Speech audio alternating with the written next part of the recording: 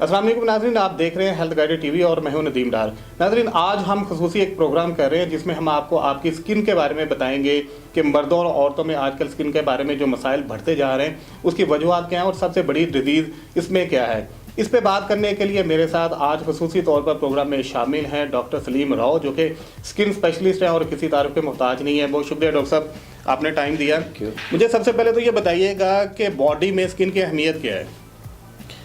Thank you very much Nadeem साहब, आपने इस मौजू पे मौका दिया। ये बहुत अहम मौजू है क्योंकि स्किन के प्रॉब्लम्स लोगों के लिए बड़ी परेशानी का बायस है जी। तो स्किन बॉडी का सबसे बड़ा ऑर्गन है, सही। सबसे बड़ा उज़्व है, और क्योंकि ये प्रोटेक्टिव ऑर्गन है पूरी बॉडी को, अंदर जो हमारे वाइटल ऑर्गन्स हैं, दिल है, जिगर है, फेफड़े हैं, जो कुछ भी, सब को हिफाजत के लिए इसी की ड्यूटी है जी। तो बाहर से जितनी भी इंजरीज़ हों, इंसर्ट्स हों, ट्रॉमा कुछ भी हो, वो स्किन पे पहले होगा। सही। तो स्किन की अहमियत इस लिहाज से कि एक प्रोटेक्टिव ऑर्गन है बहुत ज़्यादा। फिर इसमें कुछ प्रोडक्शन होती है विटामिन डी की जैसे, सही। तो उससे कैल्शियम एब्जॉर्ब होती है, हड्डियाँ मजबूत होती हैं। कैल्शियम बहुत ज़रूरी है हमारी बॉडी के लिए।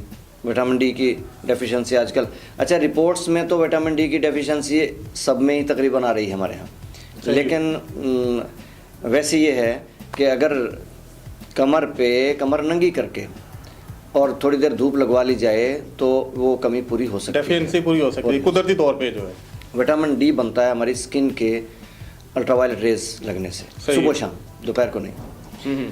तो और वो भी मैक्सिमम एक्सपोजर हो, लेकिन फेस को बचाना है। सही। तो पीठ पे ज़्यादा मौजू है कि टांगों पे या बिल्कुल, लोग ये नहीं जानते कि किस तरह से आपने जो है वो विटामिन डी के लिए जी। अगर आप धूप ले रहे हैं तो किस तरह से लेनी चाहिए, वो आपने बड़ा अच्छा बता दिया। और सबसे अहम ले लें इसको इस लिहाज से कि लोग ब्यूटी कॉन्शियस हैं जी। तो स्किन ही आपकी ब्यूटी का सबब बनती है। बिल्कुल।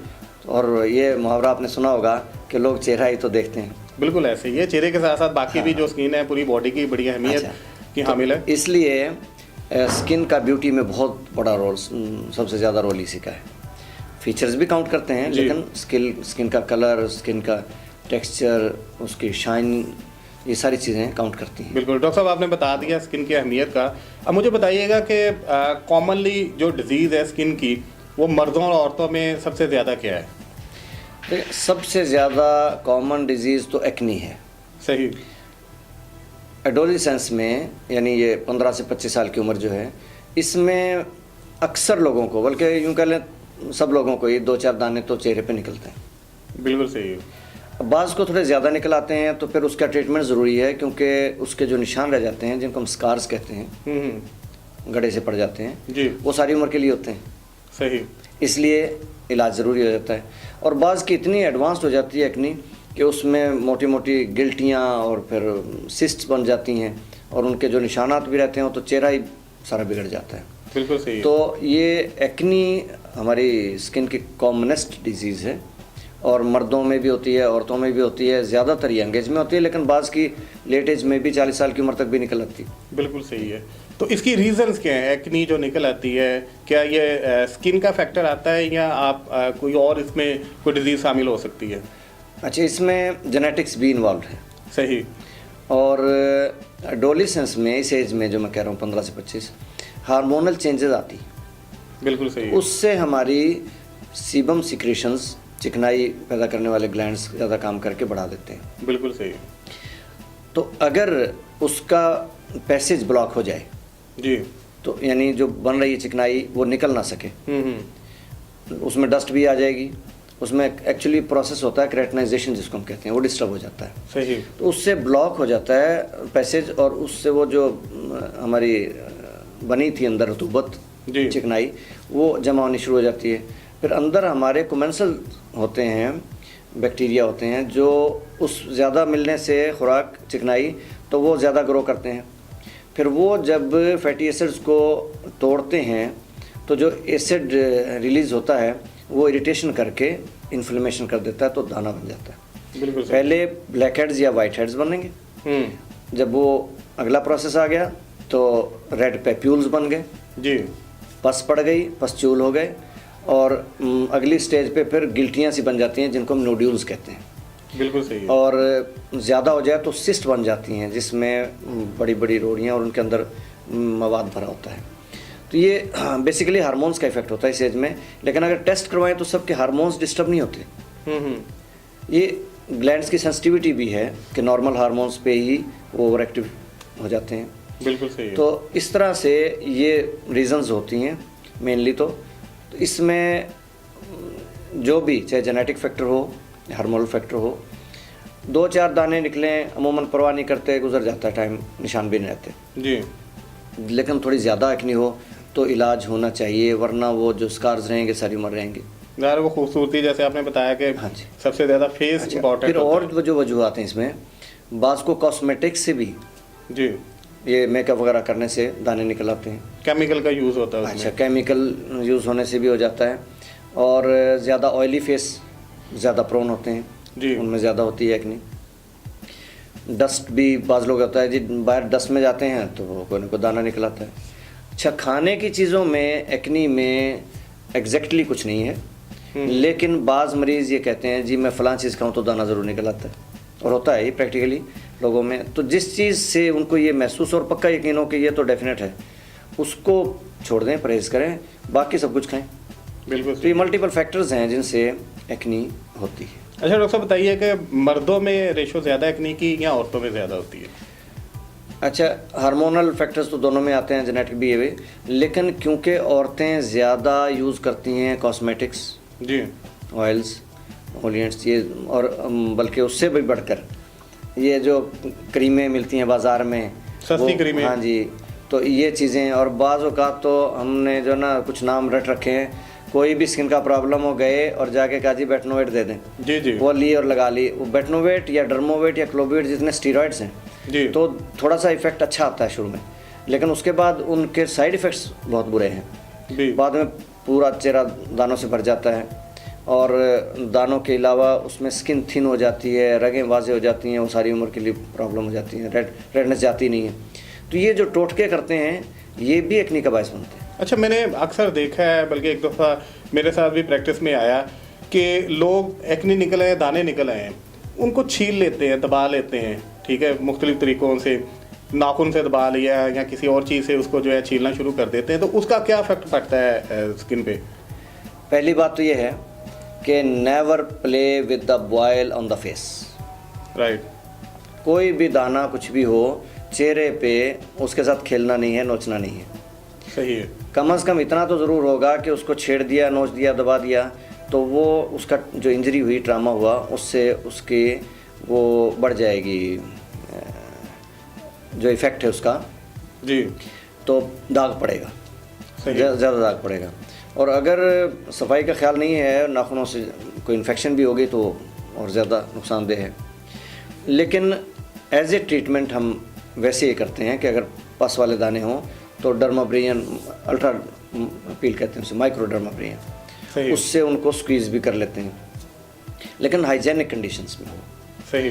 तो थोड़ा बहुत उनको सक किया जा सकता है, लेकिन नोचना, दबाना, छेड़ना, उससे दाग ज़्यादा पड़ता है। बिल्कुल सही। फाइनली डॉक्टर साहब बताइएगा कि एक्नी के हवाले से आप टिप्स क्या देते हैं कि लोगों को क्या करना चाहिए जब इस फेस में या इस मुश्किल में वो आते हैं? तो अच्छा, एक तो क्लिनजिंग ज़्यादा हो, जब भी चिकनाहट हो, डस्ट पड़े तो चेहरा धोना चाहिए।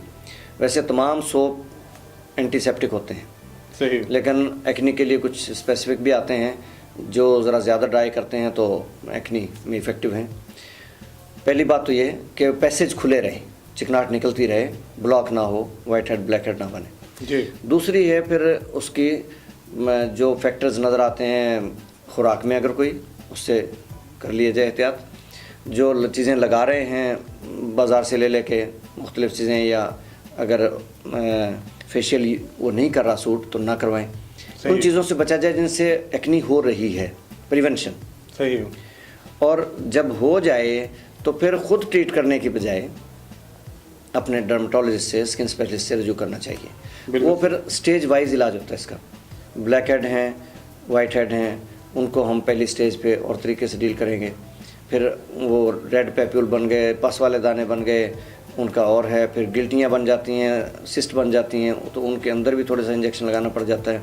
सही। तो हर स्टेज के मुताबिक उसको ट्रीटमेंट किया जाता है। फिर जो स्कार्स रह जाते हैं उनका इलाज है, लेज़र है, डर्मा पेन है, लोग घरों पे भी डर्मा रोलर यूज़ कर लेते हैं, लेकिन वो इफ़ेक्टिव नहीं होता। वो 0.5 mm करते हैं, वो इतना इफ़ेक्टिव नहीं, वो सिर्फ थोड़ा सा फ्रेशनेस के लिए ठीक है।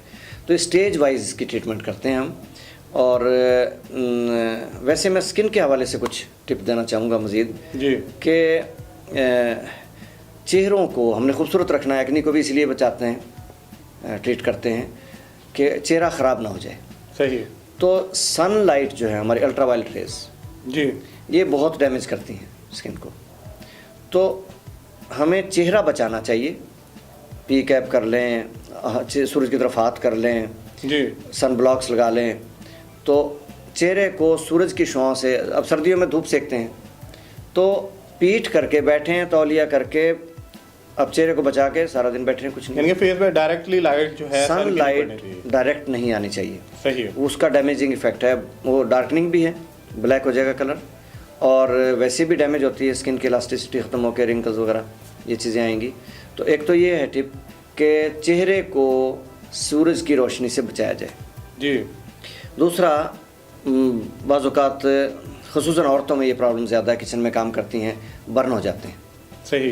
तो छींटे पड़ गए, घी के छींटे पड़ गए, या वैसे कोई डायरेक्ट बर्न हो गया बॉडी पे कहीं भी हो, जी, तो उसमें सबसे पहले उस वक़्त जो किया जाता है, टूथपेस्ट लगा ली, बर्नॉल लगा ली, या एक वो डर्माजिन या क्विंस क्रीम आती है, डर्माजिन ये मेडिसिन है जी। लेकिन उस वक़्त इसका रोल नहीं है।